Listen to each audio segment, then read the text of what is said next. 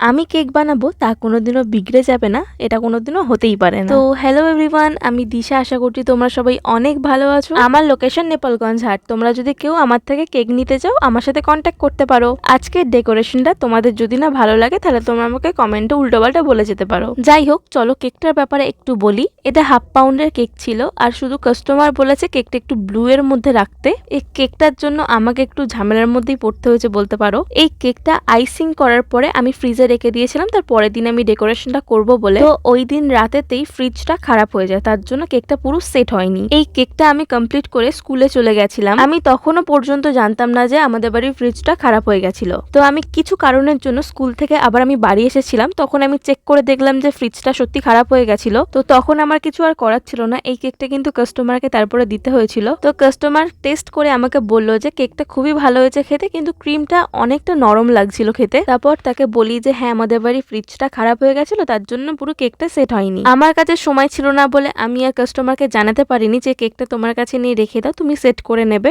আর এই কেকটা ডেলিভারি করেছিল আমার বাবা। আমি যদি করতে যেতাম তাহলে আমি বলে দিতাম তাকে। আর এই ব্যাপারে আমার বাবা কিছুই জানতো না, যদি জানতো তাহলে কাস্টমারকে বলে দিত। যাই হোক, এই লাভগুলো কিন্তু আমি উইদাউট মোল্ড ছাড়া বানিয়েছিলাম। আমার কাছে কোনো মোল্ড ছিল না, আর এই ডেকোরেশনটা আমি ফার্স্ট টাইম বানিয়েছি। আর তোমরা যদি জানতে চাও আমি এই লাভগুলো উইদাউট মোল্ড ছাড়া কি করে বানিয়েছি, আমাকে কমেন্ট করো, আমি নেক্সট ভিডিও আপলোড করে দেবো। আর আমি যখন স্কুল যাওয়ার কথাটা বলি, তোমরা আমাকে কিছুজন জিজ্ঞাসা করেছো আমি কি কোনো স্কুলের টিচার। আমি কোনো টিচার না, আমি একজন স্কুল স্টুডেন্ট। আমি ক্লাস 12-এ পড়ছি।